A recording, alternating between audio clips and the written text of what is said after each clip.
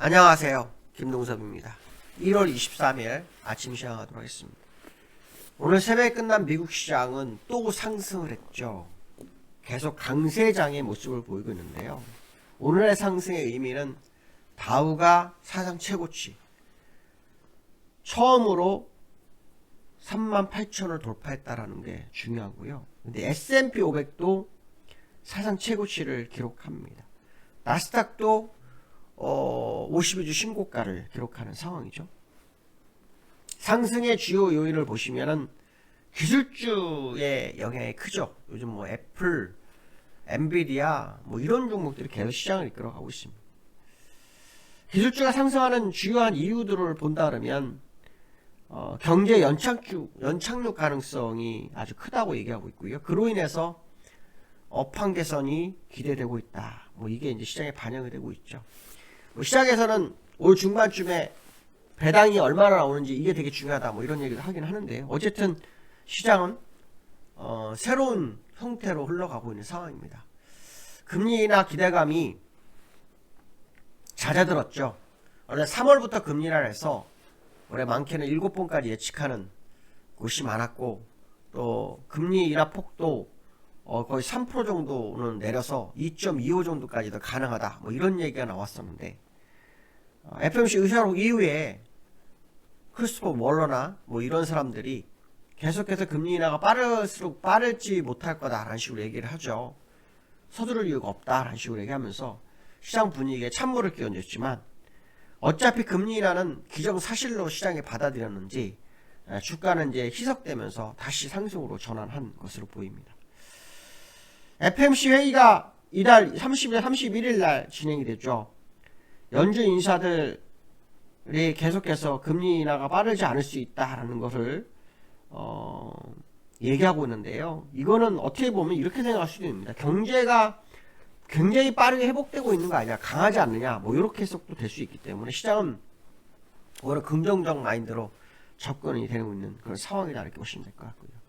어저께도 제가 말씀드렸지만 이번 주에는 지표와 실적 이 두 가지가 아주 중요하다고 했죠. 일단 지표로는 12월 개인 소비 지출이 예상이 되고 있는데요. 지난번 3.2 정도였는데 이번에 3.0 정도가 예상이 되고 있어서 이게 이제 시장이 어떻게 받아들일지를 봐야 될 것 같고요. 그 다음에 4분기 GDP 성장률도 발표가 있습니다. 이거는 뭐 거의 둔화가 됐죠. 4.9에서 1.7. 그러니까 지금 제일 중요한 거 어떻게 보면은 이제 4분기 GDP 성장률 때문에 주가의 상승보다는 12월 개인 소비 지출이 시장이 어떻게 받아들이냐. 요게 이제 관전 포인트가 될 것 같다. 이렇게 말씀드리고 싶고요. 이번 주 실적이 되게 중요한데 빅테크주도 실적 발표가 남아 있습니다. 여전히. IBM, 넷플릭스, 테슬라 같은. 테슬라는 조금 부담될 수 있죠. 왜냐면 두 가지 이슈가 있는데요. 하나는 차 가격 인하 경쟁을 벌이면서 수익성에 대한 부분 걱정이 좀 하나 있고요. 얼마 전에 미국에서 한파가 와가지고 영하 30도가 된 지역이 있는데요. 그곳에서 테슬라가 방전이 됐다고 합니다. 방전. 그래서 그걸 충전하러 갔더니 전부 테슬라 차가 그냥 줄을 서 오셔서 그 테슬라를 산 소비자들이 테슬라 개인 샀다 뭐 이런 말도 나오는 상황이거든요. 그래서 테슬라가 그걸 얼마나 극복하는지, 사실 그 뉴스는 얼마 전에 나왔기 때문에 시장에 반영이 벌써 됐을지도 모르죠. 그렇지만 이제 그 실적으로 이제 어떤 결과가 나오는지 이게 되게 중요한 상황일 거다 이렇게 보시면 될 것 같고요. 3월 금리 인하 가능성이 90%대에서 연준 인사들의 발언으로 인해서 연준 인사들의 발언으로 해서 점점 떨어졌어요. 50% 밑으로 떨어져가지고 이제 41.6% 이러면 이제 금리 인하 못하는 거죠. 만약에 제 개인 소비 지출 왕창 둔화되거나 또 이 GDP 성장률 1.7이 아니라 뭐 1.4, 뭐 1.3 이렇게 나오고 1 밑으로 떨어진다 이러면은 불씨를 세울까? 그렇지 않다면은 이제 3월 금리 인하는 이제 멀어져 갈 수 있죠. 물론 1월이고 2월 한 달이 더 있기 때문에 그 사이에 지표가 어떻게 변화에 따라 다를 수 있겠지만 너무 금방 불 붙었다가 금방 식어버리는 이 모습이 좀 아쉽긴 하네요. 시장의 관계자들은 여전히 금리 인하 기대감이 크죠. 작년과 올해 다른 점이 있다면 작년에는 기대감이지만 올해는 연준도 금리 인하를 시사한 상황이기 때문에 작년과 올해는 많이 다를 수 있다. 특히 이 금리 인하가 시장이 나빠서 내리는 게 아니잖아요. 너무 고금리로 인한 우려, 그게 금리를 기존의 정상이었던 3%대로 돌리자 뭐 이런 분위기가 형성되면서 새로운 유동성 공급 가능성이 제기되는 거라 그것이 이제 시장에는 부정적인 것보다 긍정적으로 흘러갈 요지가 굉장히 크죠. 과거에는 금리 인하는 어떻게 됐습니까? 금리 인하면은 패닉이 왔죠. 예, 금리 인하는 악재로 인해서 시장을 되돌리기 위한 과정인데 지금은 그게 아니죠. 악재하고 상관이 없는 금리 인하 정상화이기 때문에 이게 시장에 더 새로운 형태의 금리 인하 모습이 나오지 않을까 뭐 그런 해석도 해봐야 될 것 같고요. 다우와 나스닥이 전부 다 올랐네요. 그죠? 다우는 많이 신고가 쳤죠. 여기 이제 돌파가 다 됐습니다. 그죠? 다 돌파가 됐습니다. 돌파가 돼서 올라가고 있는 과정인데 추가로 상승 가능성이 아주 높아지는 그런 상황이고요. S&P 500도 오늘 신고가 쳤죠. S&P 500도 보시면은 지금 신고가 쳐서 이제 십자가가 나오긴 했지만 돌파 시도를 하고 있는 그런 상황이다. 이렇게 보시면 될 것 같고요. 나스닥도 52주 신고가 형성을 하고 있죠. 새롭게. 근데 이제 다 밀려서 음봉으로 끝나긴 했습니다. 그렇지만 지금 미국에는 여전히 악재가 없고 악재는 다 숨어버리고 조그만 이슈도 호재로 다 되돌리는 그런 상황이 연출되고 있습니다. 특히 금리 인하에 대한 기대감이 계속 지속이 되는데 이게 3월에 금리하면 더 빠르게 오르겠지만 3월은 좀 멀어가고 있기 때문에 약간 뭐 소강 상태가 되더라도 고점을 높여갈 확률을 열어두고 보실 필요성이 있겠다. 뭐 이런 얘기를 해야 될 것 같고요. 유가도 좀 볼 필요성이 있겠죠. 유가를 한번 볼 필요성이 있는데 서브텍사 중진료 기준으로 보시면 또 올랐죠. 75불. 이렇게 올라가면 안 되거든요. 요 박스권, 요 75불과 68불 사이에 있어야 됩니다. 그러면은 인플레이션이 더 이상 올라가지 않을 거다. 이렇게 해석을 하시면 될 것 같습니다. 자, 두 번째로는요. 중국, 홍콩도 급락. 이 중국과 홍콩이요. 어제 엄청 많이 빠졌습니다. 이 중국이 홍콩, 그러니까 지금 그 전 세계 시장이 셋으로 나눠요. 하나는 뭐냐면 신고가를 치고 있는 일본, 미국 뭐 이렇게 그 다음에 뭐 프랑스, 독일도 거의 신고가 근처에 있죠, 그죠? 뭐 그런 상태의 나라. 그 다음에 밑으로 쳐지는 나라 중국, 홍콩.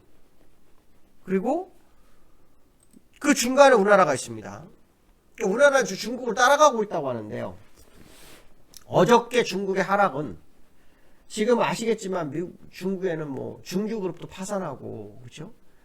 부동산 업체들도 파산하고 있는 상황이니까 디플레 우려가 지금 나오고 있다고 합니다. 그렇기 때문에 사실 시장에서는 금리 인하 가능성을 기대했는데 금리 인하를 안 한 거죠. 5개월 연속 동결을 해버린 겁니다. 홍콩에서 인민은행에서. 이게 시장에 패닉이 왔고 그로 인해서 우리나라에서 투자한 홍콩 H지수, ELS하고 ETN이 박살이 났죠. ELS 손실이 눈덩이가 되고 ETN은 오히려 뭐 상장 폐지, 뭐 뉴스 보니까 삼성에서 뭐 한 상장에다 상장 그 ETN이 상장 폐지 가능성도 있다고 하는데 ETN이라는 것은 그 중국 기술 기업의 주가를 2배로 추종하는 국내 상장 지수 증권입니다. 그리고 ELS는 주가 연계 증권이고요. 그래서 이게 지금 손실이 눈덩이 상장 폐지를 지금 당하고 있는 상황인데 그럼 중국이 계속 빠질까에 대한 부분인데 중국은 분명히 특단의 조치가 나올 거에 한 표를 걸겠습니다. 조만간 나올 거다. 근데 문제는 뭐냐면 우리나라가 왜 중국을 따라가냐는 거죠. 우리나라 중국 수출에 많아서 뭐 그렇다. 많이 줄었습니다. 근데 그럼 뭐 일본이나 대만은 중국 수출 없습니까? 다 있습니다. 미국은 수출 없습니까? 다 있습니다. 그 나라는 다 무시를 하고 있는 거죠. 우리나라는 하락 세력이 자꾸 거기에 연계해가지고 그거에 어떤 명분을 만들려고 하는데 그럴 필요 없습니다. 잊어버려야 됩니다. 버리고 가야 될 나라라면 버려야 되는 겁니다.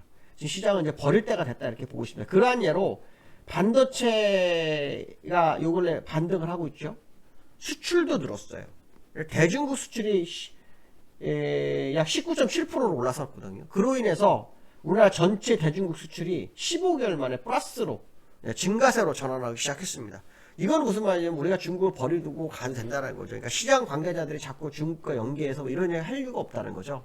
가려고 한다면 충분히 갈 수 있다. 뭐 그런 얘기를 하고 싶습니다. 그래서 중국, 홍콩을 기술적으로는 지금 굉장히 안 좋은 상황이지만 우리하고 이제 별개의 시장으로 그리고 이건 사회주의 국가잖아요. 그렇죠? 사회주의 국가에 너무 민감할 필요 없다. 저는 그런 생각을 합니다. 그래서 시장 주도자들이 이제는 변화를 좀 추구할 때가 되지 않았냐 이런 생각을 해봐야 될 것 같고요. 코스피가 막판 기관 매도로 하는데 그 기한이 언제 될까요? 어저께 코스피 보시면 기관이 플러스였다가 동시호가에 마이너스로 바꿨습니다. 지금 현재 문제는 외국인 선물과 기관의 현물입니다. 이 두 개가 어떻게 해결되는지 봐야 되는데요. 솔직히 말하면 힘 있는 자가 시장을 이끌어간다면 덜미 잡으면 딱 좋죠. 특히 삼성전자도 좀 잘 버텨주고 세계적 반도체 시장이 좀 다시 회복세로 가는 상황이라 그러면 이거 뭐 해볼만 하죠. 왜냐하면 매도가 이렇게 많기 때문에 이들이 매수해서 이제 만약에 올라가는 매수해서 손실을 줄여야 되잖아요. 지금은 이제 계속 이익을 유지하려고 매도를 하는 건데 그렇게 되면 주가는 좀 빠르게 오를 수 있습니다. 그래서 기관의 현물 매수, 기관에 대한 부분은 조만간 이루어지지 않겠느냐. 그다음 외국인 선물이 반대 방향으로 가느냐. 이 싸움이 국내 시장에 있다라는 거죠. 어쨌든 정부가 총력을 다해서 증시 부양에 대한 기대감을 키우고 있는데 생뚱맞은 시장이지만 이것이 이제 핑계로 중국이나 이런 거라 지만 사실 수급적인 문제가 가장 크다는 거죠. 이 부분이 곧 해결되지 않을까. 특히 이제 삼성전자를 개미들은 나오고 있지만 사실은 더 사야 되는 상황이 아닐까. 뭐 이런 생각도 한번 해볼 수 있을 것 같습니다. 오늘 여기까지 하겠습니다. 감사합니다.